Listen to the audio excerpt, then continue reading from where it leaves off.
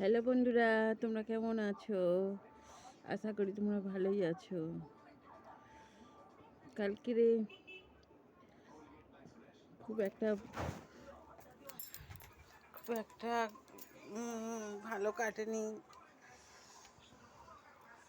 কালকেরে দুপুরবেলা খাওয়া দাওয়া করে শুয়ে শুয়ে ফোন ঘাঁটছিলাম, তখনই মেয়ে ফোন করলো, মা মামার খুব শরীর খারাপ, মামা গাড়ি অ্যাক্সিডেন্ট হয়েছে। কি করে? বলছে মা বৃহস্পতিবার রবিবার পুজো করতে গিয়েছিল, আর গাড়ি করে সাইকেলে করে আসছিল, আর পিছনে মারুতি গাড়ি এসে ধাক্কা মেরেছে। রবিবার হয়েছে, আমাকে শোনায়নি। খুব নাকি অবস্থা খারাপ হয়েছিল।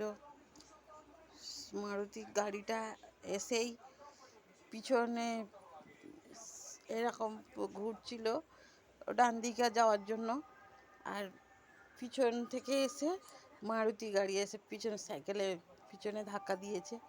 দিতে ওরকম উপরে উঠে আর থাবড়ে বসে পড়ে মাথা হয়ে গেছে, মাথা কেটে গিয়েছে, আর কোমরে লেগেছে, পিঠের হাড়টার পাঁজরার হাড়টারগুলো চির হয়েছে, সব ভেঙে গেছে, চির মতো হয়েছে।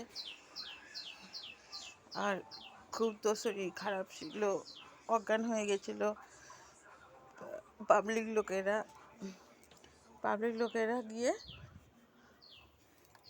লোকেরা গিয়ে ওই হসপিটালে ভর্তি করে দিয়েছিল।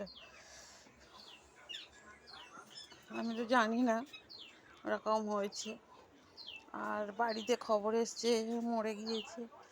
খুব শরীর খারাপ, গায়ে রক্ত ভর্তি হয়ে গেছে, শোনায়নি।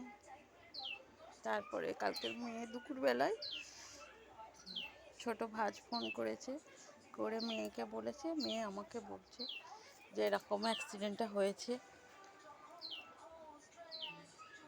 একে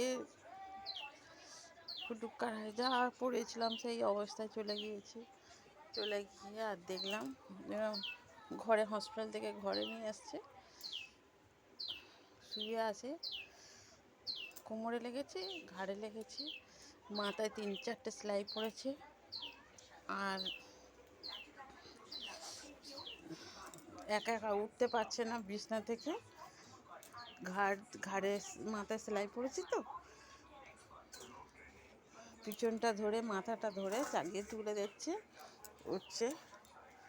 ওই দেখে কালকে দেখতে গেলাম, দেখে আর ওখান থেকে অনেক রাত হয়ে গেছে, 8টা বেজে গেছে। জামাইয়ের বাইকে করে গিয়েছিলাম, আবার ওখান থেকে মেয়ের বাড়ি গেলাম, মেয়ের বাড়ি থেকে রাত্রে ছিল, সকালবেলা ঘরে এলাম। এরকম বিপদ হয় বলো দিনে, রাস্তায় গাড়িগুলো দেখে চলবে না, কিচ্ছু না। কিরম বিপদ থেকে বেঁচে গেল বলো। এখন একটু দমের কষ্ট হচ্ছে, বুক পাঁজরায় সব লেগে গিয়েছে। এখন একটু ভালো আছে, ওষুধ খাচ্ছে।